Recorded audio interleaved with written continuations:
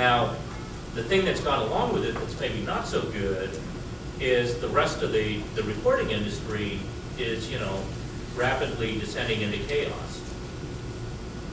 You've got, the RIAA complaining that piracy has eaten up record sales, and there's some truth to that, although they're skewing their numbers. You've got a record industry that's become incredibly focused on overnight success. So, if you're lucky enough to get someone to pick up your work and it comes out and it doesn't sell 1 million copies in the first 3-4 months,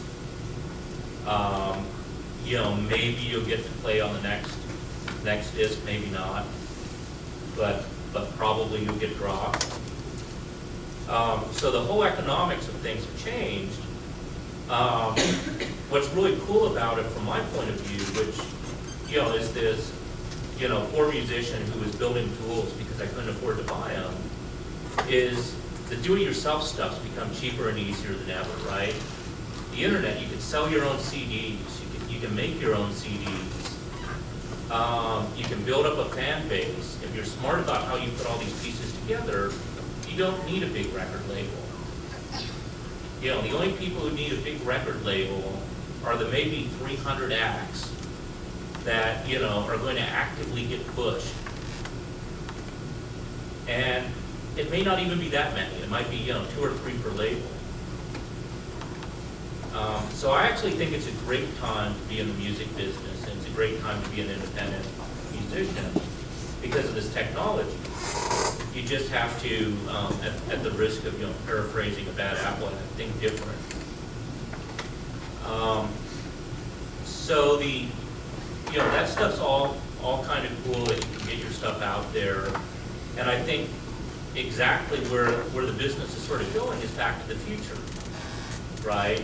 It used to be that bands put out singles, right? The whole recording industry, up until, the 70s really, was driven off of singles. People released singles, people bought singles. There were actually multiple copies of the same song out on singles at the same time. Something you'd sort of never see today, or very rarely. And then everything switched to, these big albums, and it switched to there being so much money in the business that people could take 1 year, 2 years to record an album. You heard all these comments like Fleetwood Mac or Crosby, Stills and Nash in those days talking about the studio as their instrument. And it sounds like a good thing, but it sort of wasn't. I was fortunate enough to be in LA at the studio when Fleetwood Mac was recording Tusk. And we got to know the engineer who was working in there. They had 40 tracks of guitar solo for one of the tunes. Now obviously there's not 40 tracks layered together of guitar solo anywhere on the record. But they'd come in and Lindsay would play a different guitar solo every night. And then, the next day, because at that point none of them could stand to be in the studio at the same time, Stevie Nicks would come and say, I don't like any of that stuff, take it off. So they put on another 24-track tape, they tracked her stuff, and then, Mick Fleetwood would come in and none of the stuff was working with what he had. And so they literally had stacks and stacks of 2-inch 24-track tape. God only knows how much money that they couldn't even wait through the mix because you can't keep track of all of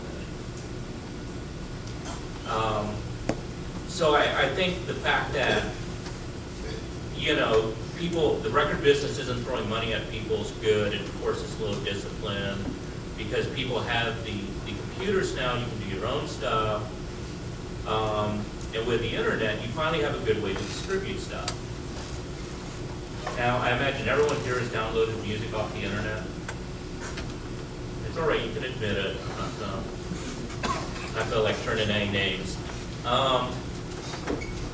Yeah, it's a pretty cool thing. Has anyone found new music, bands you didn't know about? A couple of you owning up to it. That's a great thing, because it used to be that the way you found out about new bands was stuff getting played on the radio, right? You had this great filter which was, you know, a disc jockey who was hopefully into the same kinds of music you were into, which is why you were listening to their station. And they turn you on to something cool and say, oh, that's great. And maybe they even played the whole album side, right? All that's gone away with you know, all the radio stations being owned by a small number of companies that, you know, program them out of a central location. So the good news is with the internet, it's easy to put all your music up. You know, it's easy to sell CDs. And even better, it's easy to give away music. Because the reality is, unless you sell, oh, it used to be gold, it's probably platinum these days, you aren't going to make any money off of recording anyway at a major label. It just isn't going to happen. And I'm sure at, you know, some point they'll take you through all the depressing math about it. But trust me, it's mathematically impossible to make money on a major label record deal without selling 1 million copies. Fortunately, you know, if you're getting paid for every disc you sell at a show and you're, you know, clearing $10 on that, you know, that's a lot of money. So, you know, I know bands that are, you know, quite comfortably getting by selling 40, 50,000 copies of their CDs off the internet as they tour, and, you know, they're making a nice living. And they have complete control of their music and what they're doing with it. They don't have, you know, anyone telling them, you know, it really would sound better if you put some loops here. And we have a new vision for you if we get rid of your lead singer and, you know, bring on this other person who looks better on video. You know, none of that stuff. So I think, you know, there's a huge amount of opportunity for the people who are musicians who are trying to get out and sell their music.